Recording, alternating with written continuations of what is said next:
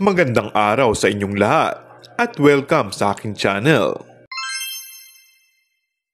Mukhang may bahid nga ng katotohanan ang kwentong mangyayari sa pagpasok ng isang leading lady bilang magiging love interest ni Tanggol. Ngayon tuluyan na siyang nakilala ng kanyang tunay na pamilya. Mapapansin kasing simula nang mawala si Lovie Po at Ivana Alawi ay nawala na rin ng love interest ang karakter dito ni Coco Martin.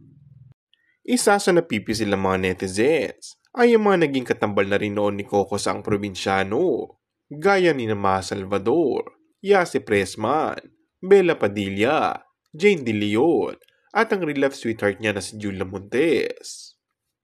Walang sagot ang ilan sa mga staff kung nababalitaan na ba nila ang pagdating ng girlfriend ng aktor na si Julia, dahil talagang itinago pa ng staff ang malaking pasabog umano ng nasabing serye sa pagpasok ng bago magpapaibig kay Tanggol.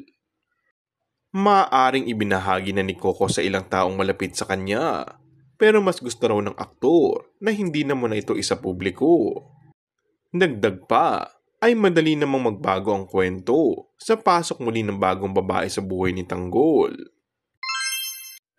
And that's all for our today's video. Kung bago ka lang sa aking channel ay mag-subscribe at pindutin na rin ang notification bell. Maraming salamat!